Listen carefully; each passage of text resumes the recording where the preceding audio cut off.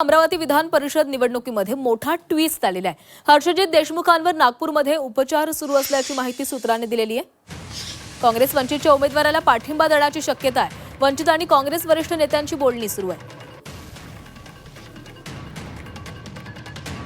आणि या संदर्भामध्ये अधिक बोलणार आहोत। आमचे प्रतिनिधी अनिरुद्ध दवाळे आपल्यासोबत आहेत। अनिरुद्ध, हर्षजित देशमुख यांच्यावर रुग्णालयामध्ये उपचार सुरू आहेत, त्यामुळे काँग्रेस वंचित उमेदवाराला पाठिंबा देऊ शकते। काय घडामोडी सुरू आहेत?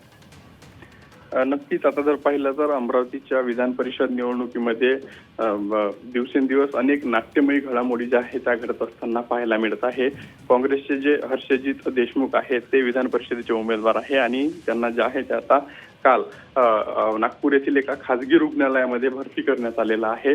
त्यामुळे या निवडणुकीतून हर्षजित देशमुख यांनी माघार घेतली असल्याचं काँग्रेसचे कार्यकर्ते दबक्या आवाजात चर्चा करत आहेत। त्यामुळे आता ही नाचक्की टाळण्यासाठी काँग्रेस वंचितच्या उमेदवाराला पाठिंबा देण्याची जी आहे ती शक्यता वर्तवण्यात येत आहे।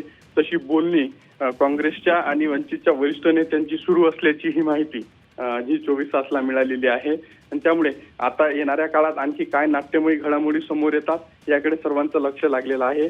सध्या जर पाहिलं तर सध्या बाजोरिया यांचा अर्ज बाद झाल्यानंतर प्रवीण पोटे यांचा जो निवडून येण्याचा मार्ग आहे तो सुखकर झाला होता आणि आता हर्षजित देशमुख जे आहे हे सुद्धा निवडणुकीतून जवळजवळ यांनी माघार घेतलं असल्याचे स्पष्ट झालेलं आहे आणि त्यामुळे आता पोटेंचा मार्ग जो आहे तो सुखकर झाल्याचं पाहायला मिळतं आणि काँग्रेस आता खरंच वंचितच्या उमेदवाराला आपला पाठिंबा देते का याकडे सर्वांचं लक्ष लागल्याचं पाहायला मिळतंय।